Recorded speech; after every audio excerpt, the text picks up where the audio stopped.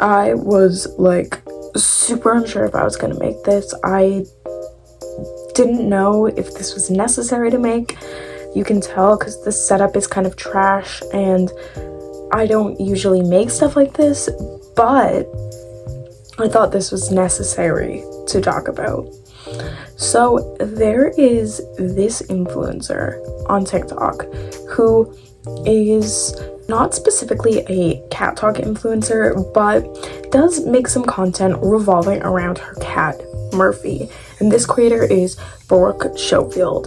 And the reason that this topic basically got introduced to me was because she had made a video with her cat that had in the background of it a bag of Hill's dry food, and someone had commented, hey, it's like really disappointing to see creators who have a lot of money and a lot of financial means feed their pets really poor diets. And I saw that and I was like, yeah, totally. I totally am on board with this and agree with this. It is so disappointing when creators who clearly have the means to be doing well by their animals do poorly by them. And it's not like she doesn't have the information to know that this is an insufficient diet to feed her cat, because she made a video response to that saying like, y'all aren't gonna get me with the cat neglect allegations.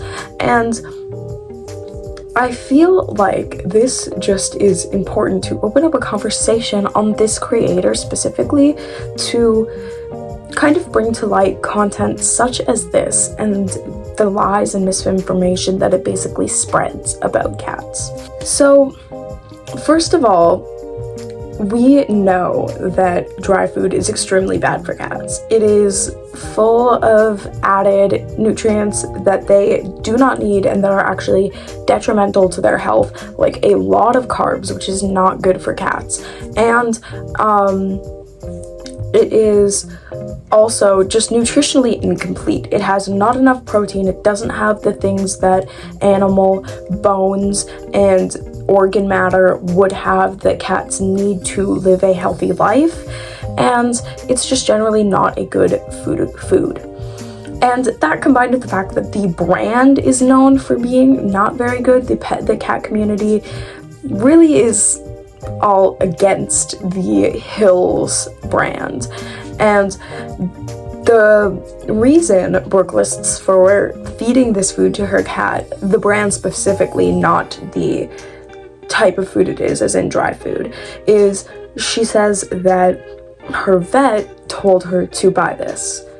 Now, you could think, oh, her vet told her this, her vet studies this, her vet knows what she's talking about, but that actually isn't the case. Not only are vets not required to have an extensive knowledge on feline nutrition, but they're actually sponsored and paid by the Hill's brand to promote it. So it literally has nothing to do with what is actually good for cats. It has everything to do with money and financial gain. The defensive nature with which she responded to someone being like, hey, this is disappointing, educate yourself, learn better feeding habits for cats, the way she responded was really disappointing as well, because instead of taking this as a moment to educate herself actually on proper cat care, because I know it's very hard in a world that pushes constant misinformation on cat care to be educated and know things without being told by someone who knows more than you,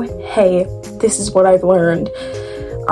It's very hard, and I don't put blame on cat owners who aren't equipped with the knowledge to properly care for their cat, but she responded in a way that wasn't focused on learning, in a way that was antagonistic and directed at defending herself against this person, even though what should have been done was just education and learning. You guys aren't gonna get me with cat neglect allegations.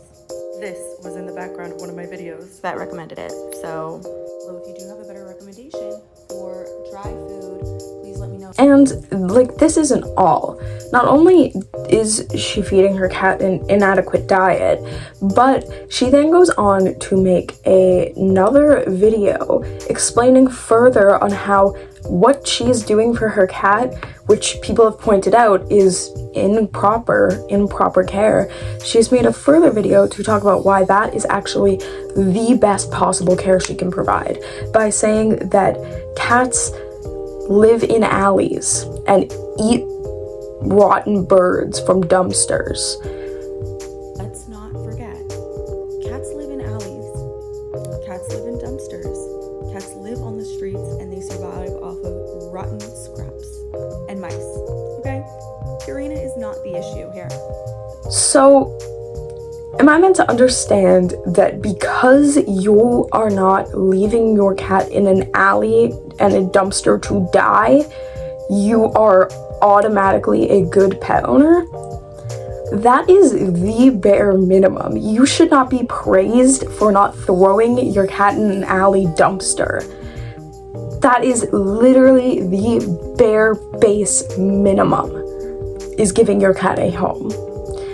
And then she goes on to point out how cats who are outside, who are being abused and neglected in that way, eat mice and birds.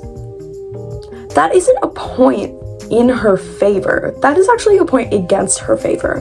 When cats are eating whole prey, like birds and mice, which, by the way, they're typically eating like 10 to 20 of those a day, they are getting a nutritionally complete diet because it is natural for cats to eat whole prey. They're getting essential nutrients from the meat, from the organs, from the bones, from the skin, all of that, and from the blood as well.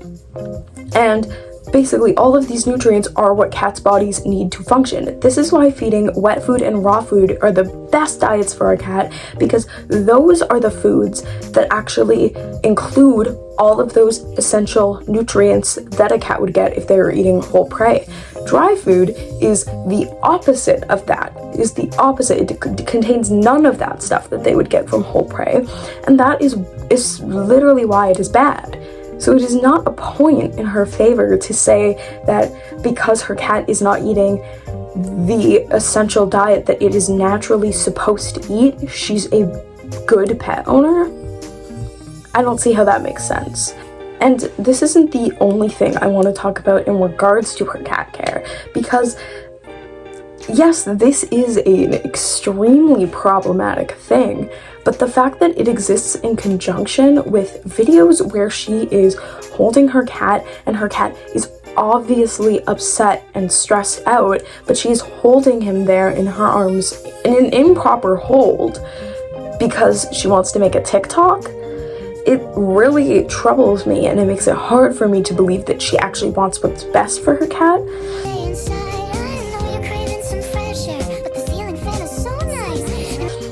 As opposed to what's best for her, what's most convenient for her. And it is really difficult to see influencers who have this amount of influence, I guess, for lack of a better term, over people, because seeing an influencer say something like, dry food is good, the way I'm holding my cat is fine, if you just have a cat in your house, in your care, you are immediately an amazing pet owner because you're not throwing it out into a dumpster. Seeing an influencer say all of those things, and especially a verified influencer with millions of followers, people will see that and they will be then influenced to think that way and behave that way.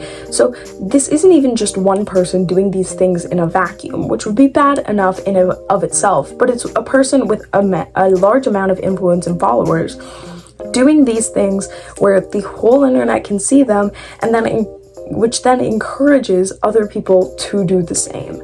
So yeah, my TLDR here is that I do not support Brooke, and I do not believe any of these things are good, and I hope that this video and things like this will help people learn that influencers really aren't the people you should be listening to for cat advice, and promoting these things and not listening to people who know more than you about cat care is really dangerous.